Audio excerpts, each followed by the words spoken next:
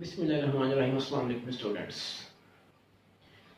As you know that this video is very interesting for all of you, because if you are educationist, if you are teacher, if you are lecturer, whatever you are teaching in any level, this video is very helpful for all of you. Because in this video I am going to elaborate you that how our modern lesson plan looks like, how in modern era we have to arrange our lesson plan, our daily lesson plan. Whatever we are teaching, we have to plan something before, because we have to develop the society, we have to develop the human nature, we have to impart knowledge to the students at any level. For this, we have to be pre-planned. So, for being a pre-planned, you have some idea. I am not particularly talking about you have to write all these things, because at least you have to keep in mind all these things, because these things are very essential. If you are teacher in true sense, you have to keep in mind all these things, because these things makes you guarantee that you are the real teacher in modern era, because you have to deal the students according to the modern tradition, according to the level of that society, because you have to involve the children in the activity, the task, in the projects, all these things. So, first of all, you must know that what is lesson plan. Lesson plan is a predetermined document that you must keep in mind that next day what you are going to teach the students, you have to write down to a great extent. But to some extent, you must keep in mind that all these things that you have to elaborate, you have to deal with your class. So, lesson plan is a pre-format a class lecture. You are delivering lecture to your class. You have to be pre-planned. A lesson plan is actually a pre-format of your class lecture. That how you have to deal that particular class tomorrow. A lesson plans, on the other sense, is the arrangements of all these activity, all these things that you must keep in mind while you are delivering your lecture, while you are teaching the class. And what are these things that you must keep in mind is that lesson plan. Our topic is lesson plan. In lesson plan, we have some crucial things that you must keep in mind, and you have to apply all these things. The things are: number one, brainstorming. Declare the topic, brief introduction of the topic, development, conclusion, assessment. And these are the essential things that you must keep in mind that while you are teaching in a class at any level, because you have to develop the taste of your students. If you are unable to develop the taste of your students, you can teach them in effective manner. So, you have to make your class interactive. Active. You have to assign them the projects, the tasks, the assignments. Not very long, very huge amount of assignment. Within the 2 or 3 minute assignments within the class, because your concern is to teach the students within that particular time, within that particular room. Because when you assign the students, take the assignment student to your home, you don't observe that what they are doing. They can take help from the technology like internet, like mobile phone, like laptop, like any sources. The students can help from the tutors, from parents, but you don't know. At the next day, you can have the homework, the assignment. How you can assess that this is the correct assignment? So, your task is that you have to particularly develop that particular time, the activity, the project that involves the students, that will be very effective for your students. So let's see. First of all is the brainstorming. What is brainstorming? You know that storming means hard wind. When hard wind is blowing, it blows from dust, from wrappers, whatever is coming in the way of the wind, it is blowing everything. So brain means when you make the students brainstorm, you put some question to the student and their mind start thinking, and you have to make the students mind work. If you have this ability, you can teach students effectively.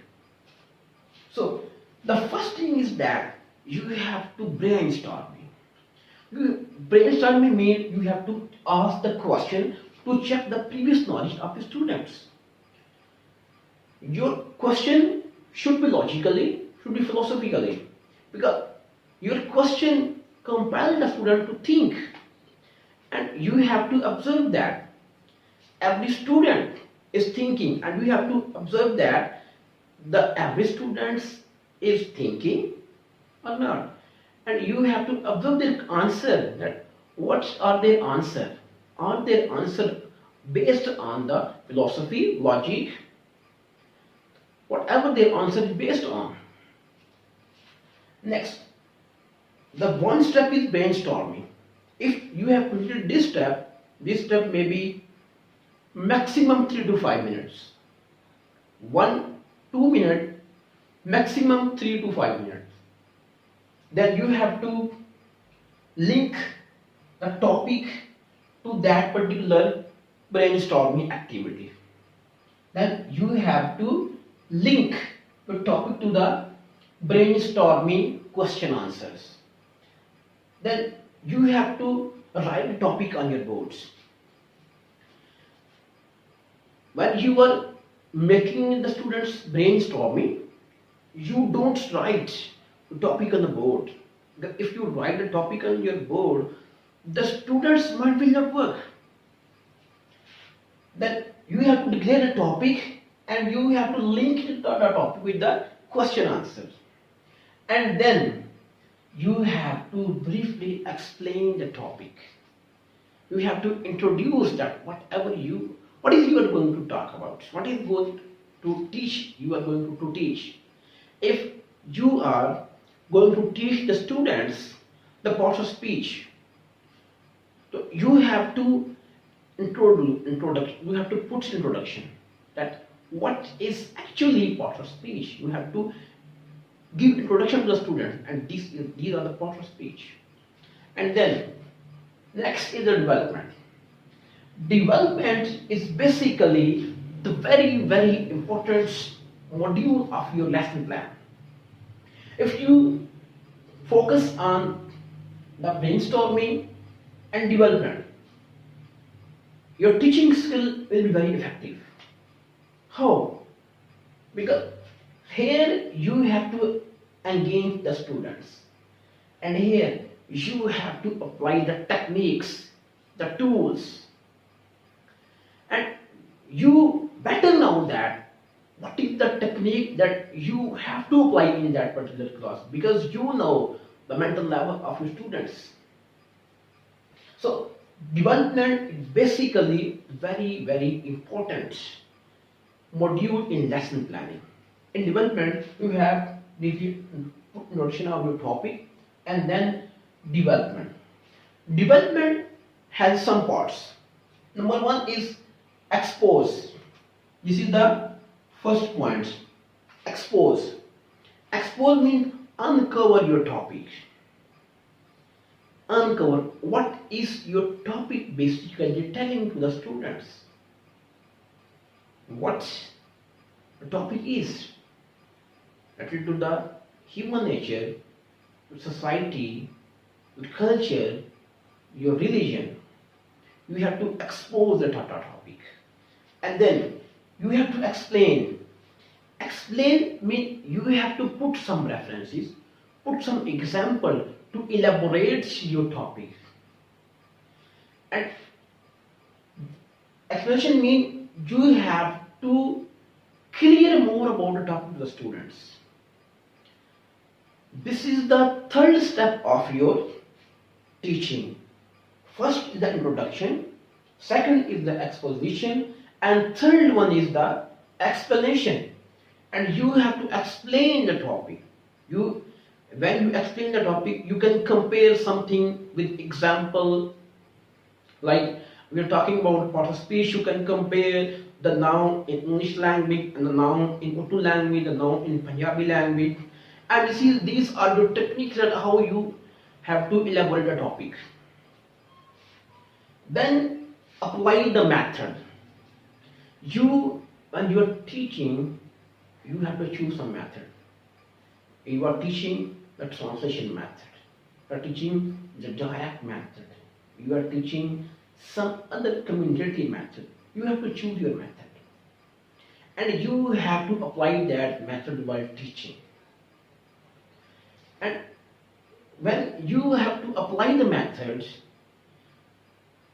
here the question is that if you want to apply some method, do you know what that particular method is telling to you? Are you familiar with this particular method? If yes, you can apply. And if you don't know what is this method, when you apply it, it will give you some ineffective results. So, first you have to choose the method that you have learned, you are familiar. Then, when applying your method, you have to concrete the knowledge within the human mind. For this, you have to use some ABAs. And what are the ABAs? Your voice is very important ABA for your students. Your whiteboard is very effective ABA for your students. Your interaction is very important ABA for your students. Your looking to the students is very effective ABA of your students. Your eye contact is very important ABA for your students. And if you have some card, some flashcard, some activity, some other things like cardboard, these are the ABAs. And if you have some other technological based ABA like picture, like laptop activities, like mobile phone activity, like voicing activity, these are also the very, very effective ABAs. You have to use the ABA. First of all, a teacher is himself or herself very, very effective ABA for a student if he is really a teacher. Because you believe that the students will copy you. Because you are the mentor of your students. You are the molder of your students. You are the leader of your students. So, if you are the teacher, you have to keep in mind all these things. And this is the use of ABA. And the very, very important thing is that you have to use ABA that particular topic. Like when you are teaching the lesson on the microscope. When you are teaching the microscope, you have to display the microscope to the students. And you have to tell them, this is the model of the microscope. And the students will observe, will see, will look at that microscope, and then you want to teach, you want to elaborate the concept of microscope, the instrument of microscope, the points of microscope, the lenses of microscope, the uses of microscope, and you have to elaborate all these things. And this thing will make your teaching effective. And the last one is conclude. You have to conclude. And conclusion means you have to summarize that what you have inculcated to the students. conclusion is basically the answer of all these brainstorming questions. This is the answer of all these questions. You have to link all these things when you are teaching. And when you conclude, you have to recall the brainstorming answered question. And you must keep in mind that when you are talking about, you are teaching, you have to specify your goal to write down the brainstorming question. And when your lesson is over, you have to recall and you have to conclude all these questions and you have to read that these are our questions, and then I have conclude that this is our outcome. And then we have to assess the students. Assessments is very important because this is the output of the class. Teaching is not basically one-sided. Teaching is basically the two-sided. If you are working, the students must work. You have to plan your lesson to involve the two things, himself, herself, or the students. Because if you want to move the teaching van, you have to must keep close the two wheels. One, the teacher, the second is the students. Because in the class, we have only the two personalities. One is the teacher, other is the student. We have nothing. We have no parents. We have no heads. We have no principal. We have no coordinator. Because we have to develop the students' thinking, the students' learning, student competency, a student's understanding.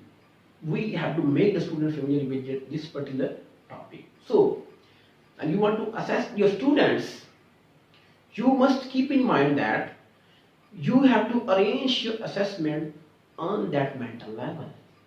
Like, you can ask them any MCQs on option base, and you have to make the close-ended options.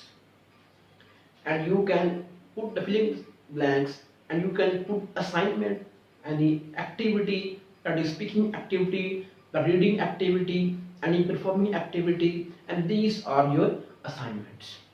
Assessment, and you have to observe that the ratio, how much students have gained your lesson. And if you have learned that the maximum students have gained your lesson, you will be the successful, and your lesson plan will be successful lesson plan. And if you want to know such more updates about lesson planning, please subscribe the channel and press the bell icon for more